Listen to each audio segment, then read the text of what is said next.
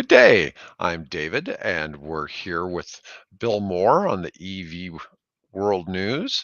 Did And I, mate? talk about electric vehicles, green energy, and the stock market. Oh, I didn't start talking with an accent, did I? Oh, well, you said good day, and I thought, well, I'll Oh, just give it with a little bit of an Aussie accent. So, oh, that's funny. That's funny. Sometimes, with me being from Germany, I'll yell mine when I'm playing tennis, that I'm going to right? get the ball. And sometimes I do it in an angry German accent, mine, you know, Yeah, and yeah. then, and Well, we got two Krauts on here. Did you there you say you're from go. Germany? Were you born in Germany or just German Yeah. heritage? German descendant and born in Berlin. Oh, Yeah. really? Yeah. My great grandmother was from Berlin, and I, of course, was born in Germany, in the center of Germany. So, wow, a couple of Krauts on here. Wie Yeah. geht's, mein Freund? My sometimes I can respond in English, but I can't think and In I German. can't think in a foreign language. Sometimes Yeah, I can tell me what neither. people are saying, and you just never Yeah, know what we might be my getting. parents brought me here when I was 1 year old, so you don't. Apart from saying "da da mama," that's about all I could do at that point. Yeah, my mom used to say I spoke with an English accent from listening to the BBC. Oh, okay. So, a little different. Anyways, today we're going to talk a little bit about how London could be the world's first car-free city. Now, Yeah. this is probably a pretty polarizing topic, I think. So, London is trying to do things where they tax people who drive downtown, different Hmm. things, but cycling is, famously dangerous in London. Could we see them ditch cars in favor of bicycles? They think we could be totally vehicleless in 2050, according to a poll of 2,000 Brits. That's kind of interesting to see that it could be the first car-free city in 27 years, bikes and e-bikes becoming the main means of transport. Isn't that what they do in like Denmark? Don't they pretty Oh, much yeah. There ride? there are increasing numbers of cities where there are parts of the city where you cannot drive, either all of the time or at least certain days of the week. You can't drive a gasoline car in the city. Stockholm just basically adopted a resolution that by 2025, you cannot drive a gasoline, fossil fuel, diesel vehicle in its city center after, when you get to in 2025. So there are increasing numbers of cities in Europe where that is taking place, either parts of the city or all of the city, Sundays only, or whole streets blocked off. So yeah, that's gradually happening. London, of course, London has had their low emission vehicle zones in effect now for, boy, at least a good 10 years. I think dating back to Boris Johnson, maybe earlier than that. So, but they're famous for their double decker buses. They've got their tube system. As I've mentioned to you before we were on air, I actually lived just north of London for a couple of years back before even Maggie Thatcher. So I'm somewhat familiar with it, but you're actually starting to see more and more people there, riding bicycles. The guy that was the Lord of God, what is it? Grantham, that the um, the TV series. Um, he was also in one where he played an executive for the BBC, and he was always riding around on a folding electric bicycle around London. So you're starting to see that, and you see videos from there, and you'll see a lot of people. But still, it's I would not want to be riding a bike next to a double decker bus, even if it is electric. No, I get you. I get you. Well, and their expectation is more people will be taking the trams than anything else. I think I was telling you when I most recently took a trip to Miami and was riding a train from Fort Lauderdale to Miami. People were Mhm. bringing their e-bikes or electric scooters, saw people carrying skateboards, different things as alternative methods of transportation they would use once they would reach Miami and go to their, in destination, which I assume most of them were probably working in some regards. Yeah. And that was how they would make things work, which I thought was kind of interesting. And We the don't. beauty is that they don't have to worry about finding a place to park the car. Right. No, You know? What that's is that? What is that savings worth? I yeah, remember. I went to New York City, and Nissan loaned me a vehicle because I was doing some research there, and I was meeting with a professor from NYU and having lunch down on Times Square. And I had to park my car somewhere near there. And I was there, I don't know, a couple hours, something like that. And it cost me, what was it? I think it was $40. And of course, I'm sure it's gone up, a great deal since then. So, not having to deal with an automobile in big cities like that, that is, as they say, that's priceless. I think the United States to adopt something like that, you've got to be able to prove that it's safe. Yep. And I think this is, we have a lot of issues with crime in big cities and things like that. And, but people ride the subway and things like that all the time in like Yep. Chicago and New York and things like that. The buses are probably where things start getting a little bit sketchier, but still, it's that's a big part of it. It is just making people Yeah, feel but safe I when they don't get know if on it's those.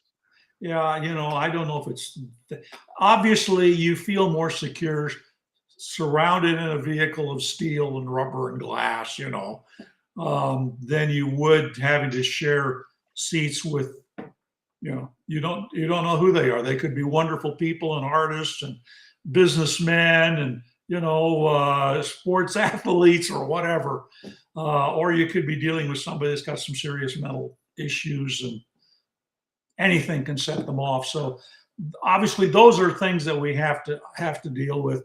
The beauty, of course, of the bike is you don't have to sit on that tram or that subway stand on that Right, subway with somebody. You can ride the bike, but then we have to get to the point to where a lot like Denmark and the Netherlands, where you have dedicated, lanes and places for people to be able to safely ride their bikes and their scooters. So you remember when Bellevue, Nebraska took Fort Crook and they made all those bicycle lanes? mhm. And it's really unfortunate because I don't know if I ever saw anyone using them, Well, and they there eventually was got no rid of them. segregation.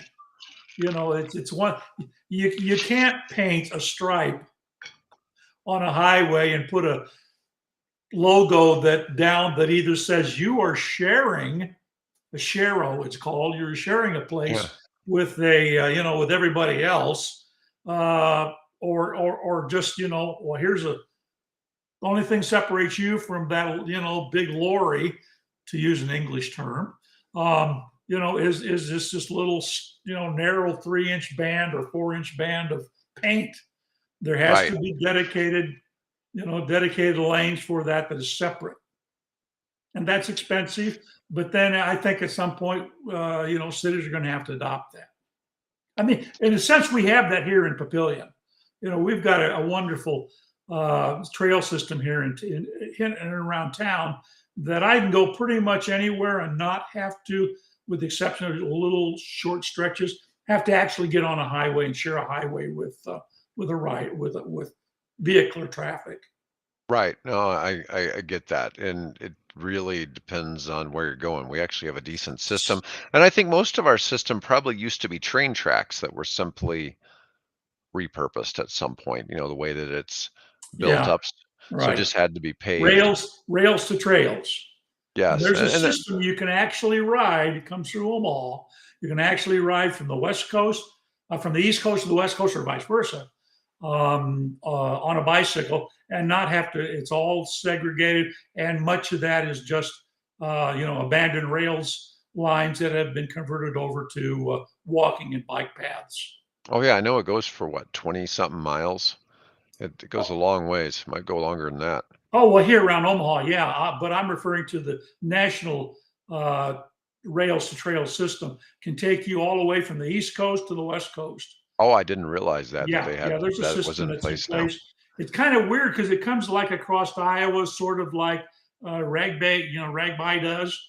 But then, Hmm. and then it gets to Omaha, and then it dips way down to Lincoln, and then it comes back up and then goes up, through O'Neill and that area, and then finally winds its way, over to the West Coast, over I think through Washington State, I believe. I don't know if I'd be too thrilled to have to cross the Rockies on a bicycle. Hey, people People do people it. do it all the time. They do it all. In fact, one of my ideas was as I was driving around a couple of years ago, driving from Eastern Washington back to Seattle, there was a bunch of looked like pretty well abandoned rail line through there, and I Mhm. thought, ooh, what would be fun would be there are areas where you can actually rent bicycles or pedal type devices that fit on the track.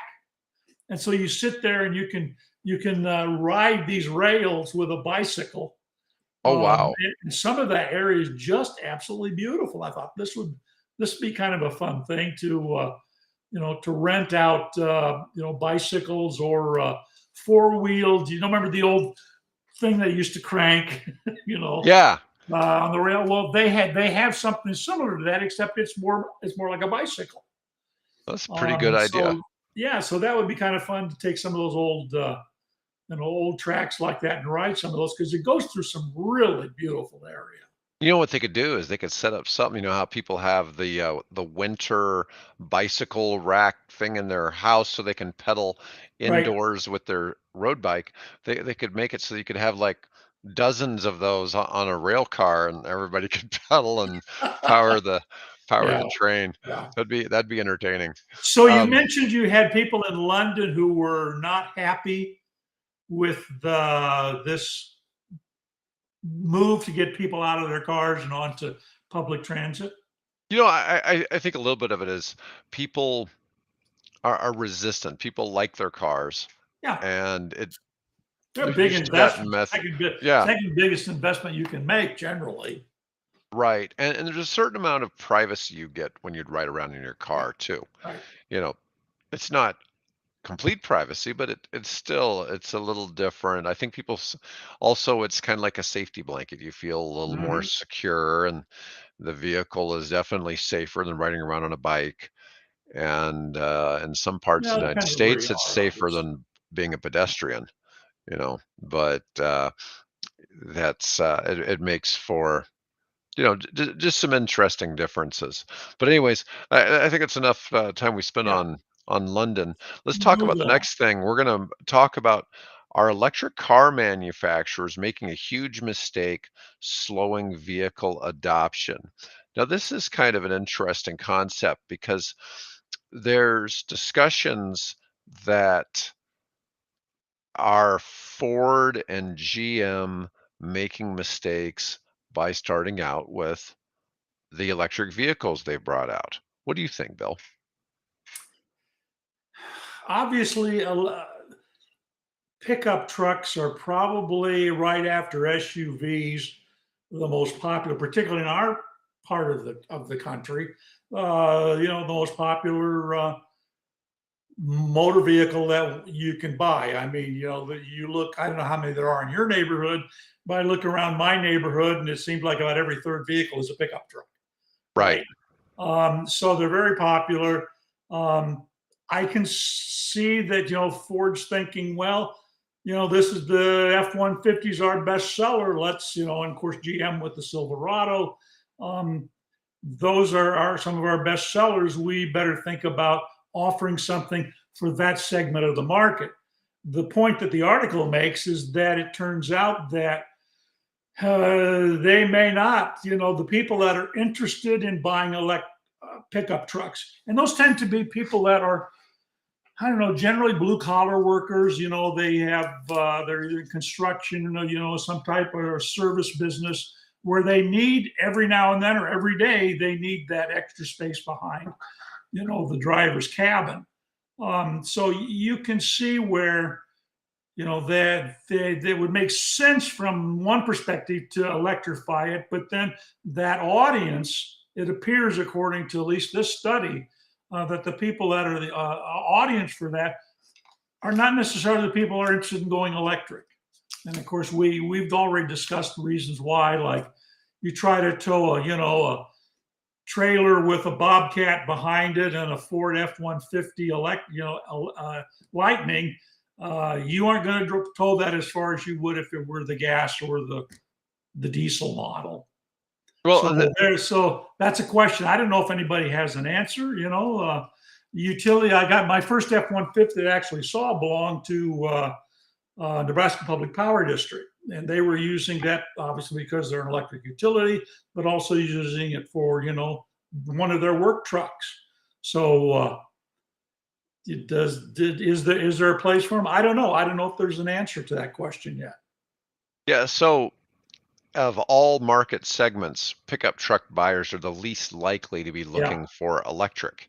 Now, in the United States, the F-150 is the best-selling vehicle, period. Yep. And it's a bit of a challenge, like you were saying, with the towing. Most people that buy pickup trucks typically, I would imagine, if they didn't actually have a regular need, and I'm not saying like every day, but maybe once a month, even just hauling stuff around, they would buy an SUV instead, because you might as well have that extra space Right. enclosed, be able to use it in the passenger compartment, whatever, which is why, SUVs are so popular.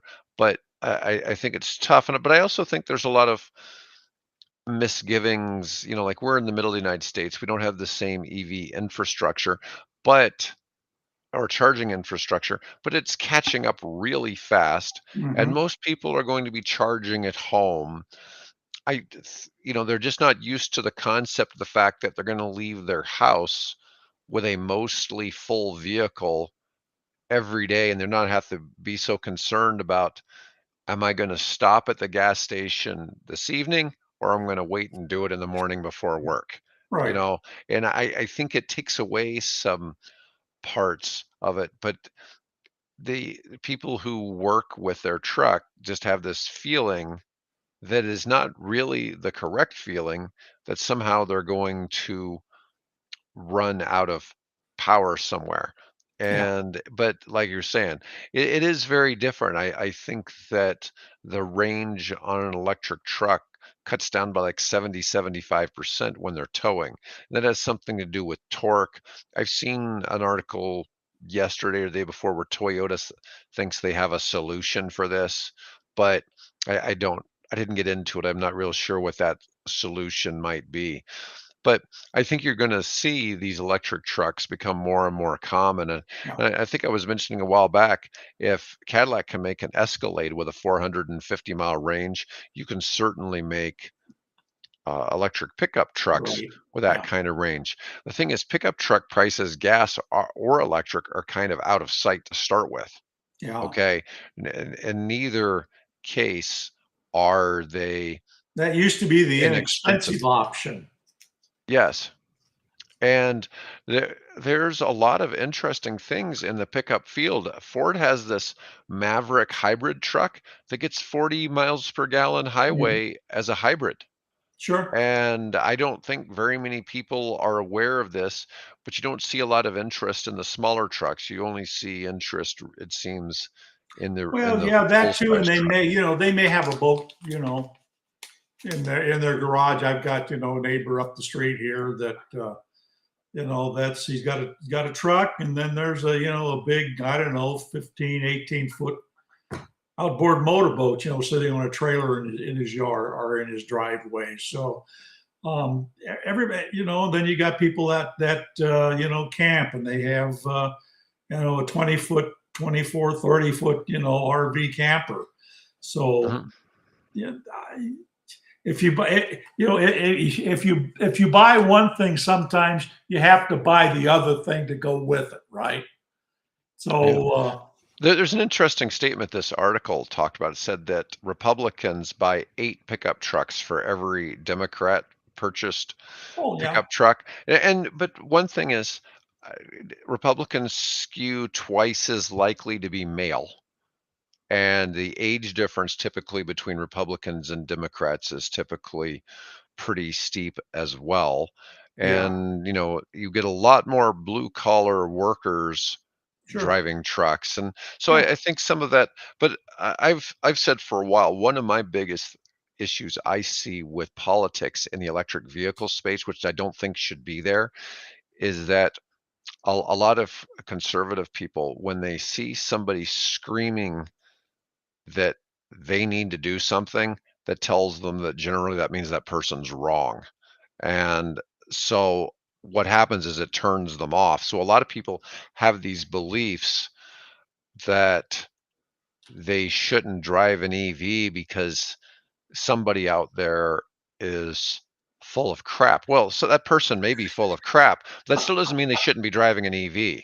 right, It's sending the wrong message, and this yeah. is where, I have a lot of issue with this, and I get into a lot of, interesting discussions on this topic, is because there's people out there crying wolf over something that other people don't agree with, that would be the people who would be the demographic to have bought those vehicles. But that being said, I think that, you know, m- a lot of people see the benefit. I mean, I don't know anybody who doesn't want to save money on the operating costs of their vehicle, and so there's a lot of pluses and minuses for this. And I think the different things that you and I talk about, microgrids and, or personal grids and different things that people will have that'll be normal in 10, 20 years, that it's just a matter of seeing people It's the adopt. adoption,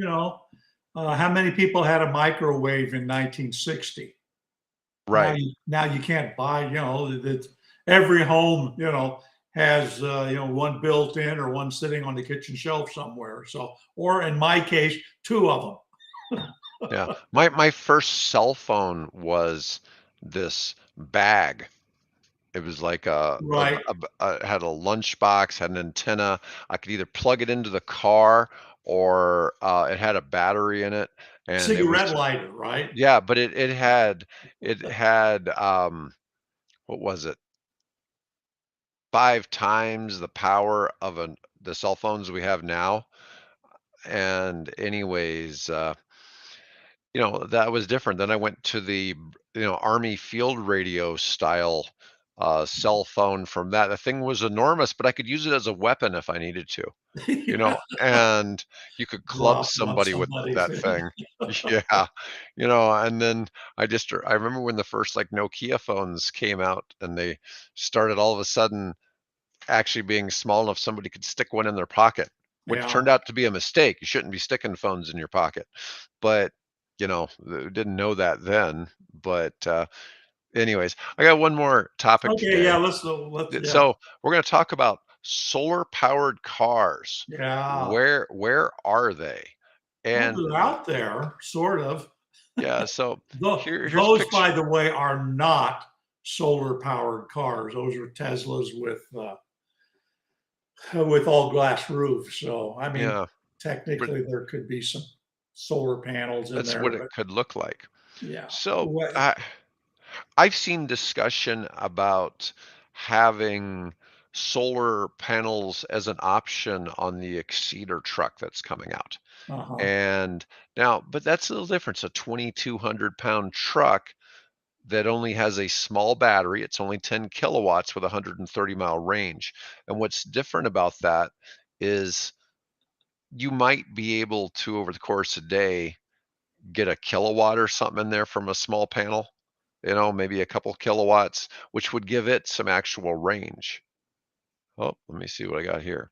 So, whereas on vehicles, we were talking about, a normal rooftop solar panel is about half of a kilowatt, right? Half a kilowatt hour. Okay. Yeah, they're generally, 300, roughly, Yeah. 400 per So panel. if you had a panel that size, you'd have that was on the roof of some type of electric vehicle, you're gonna let's say you got 3, 4 kilowatts per day from that. Right. Generally, on a 6,000 pound EV, you only get about 4 miles per kilowatt. So, if you If you're got, lucky.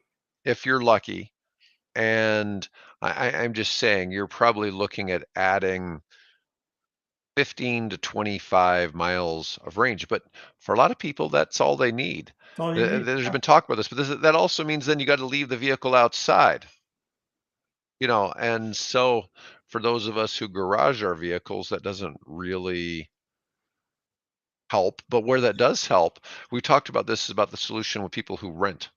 Now, this would be more for people who rent, say, in the Yeah. south, because when you rent up in the north, a lot of times you have parking garages, and to Right. keep your vehicle from being covered in snow and ice, things like that. But if you were in Florida or Texas or California. Arizona Yeah. or California, you could have your vehicle parked outside and you might be able to get enough charging that you're not using Yeah. a whole lot of that. But it's tough to get enough because of the limited size of the roof.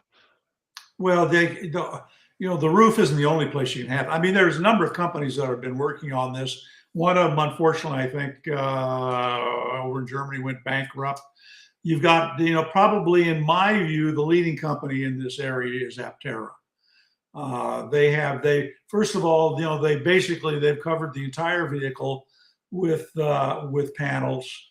Um, but more importantly, what they've done is they have streamlined this thing to the point to where it's probably the most aerodynamic vehicle ever created. And so, because if you're going to, no matter how much space you have on a roof or on the hood of the car or on the back of the car, that's never going to be enough to take and propel a normal vehicle. So it's got to be lightweight. It's got to be extremely aerodynamic. Yeah, there you go. And they've come up with, so theoretically this vehicle will go. I think they've said, just on solar alone, I think they'll do something like maybe 40 miles if it sits out all day, as opposed to, as you point out, maybe 10, 15 miles, which is quite sufficient for many people. The battery, I think, running on the battery only, and with sun on a sunny day, it'll do something like 1,000 miles, maybe. I'm guessing here, so don't That's what they're hold me saying. to it. Their range is 1,000 miles. Yeah. So I know the guys. I've seen the car. To me, they've just done a brilliant job with it. Will it meet everybody's needs? Of course not. Is it too radical looking for people? For a lot of people, probably. But there's always a niche out there for somebody willing to be different and to maybe be a pathfinder. That's, I think, is the person that's the candidate for this. I mean, I could conceivably be a candidate for something like that. That'd allow me to get rid of both my cars. So there's only two of us. That's all the space we need. And of course, then if you can go camping and put a little camping thing is built into it. That's So kind of cool. it's yeah. But then there's projects. There's a couple in Europe. The Australian group that's been working on a electric vehicle. And of course, there's universities that have been doing this for a couple decades now. In fact, the very first electric vehicle that modern electric vehicle that General Motors invested in was in fact a solar powered single passenger vehicle that drove from Darwin to Adelaide across the Australian outback. And the company that built that vehicle, Aero Environment, were the ones who then subsequently went on and helped develop the General Motors EV1, which was, of course, the very first. I can't call it successful because of all of the issues that came up politically with it, but certainly the groundbreaker. the icebreaker, if you will. Yeah, I like that icebreaker. Yeah, internal combustion. Okay. Anyway, um, that was the pace setter, and it started out of a solar electric car that General Motors had commissioned to be built. So I like so it. so I think there's a place, and there was a study that was done recently that showed, if you have a solar, how much energy can you expect from a solar powered vehicle operating in a city like New York, where you've got big skyscrapers and shadows being cast, things like that. And I think, I forget the number, but it was like at least 40% of the time the car could be powered by sunshine, even in a city like New York City. So um, we'll Uh, get there. I think we're still pretty well hooked on grid power, and that's a big step to go from internal combustion gasoline station powered vehicle to solar, to a grid powered vehicle, and right? then to a completely independent sun powered vehicle. That's a really big step. I think we'll get there in time, but you know, It's really a kind of a cool concept. Obviously the Aptera, you can charge it too, but that 40 miles of solar a day, yeah. that's probably factoring being in somewhere like Arizona or something like that, Well, where again, the it's, developers are in Southern California, so that tells you everything, right? yeah, yeah, but it's But then pretty, there are how many million? What is it? 30 million people in California. You yeah, know, Aptera needs to send us a demo to drive around in the summer here. yeah, exactly. Hey guys, if you're watching, I would love to have one of those here. They're still not in full scale production yet, so it'll be a while. Yep, yep. Anyways, I love it. Anyways, Bill, good show today, and let me go ahead and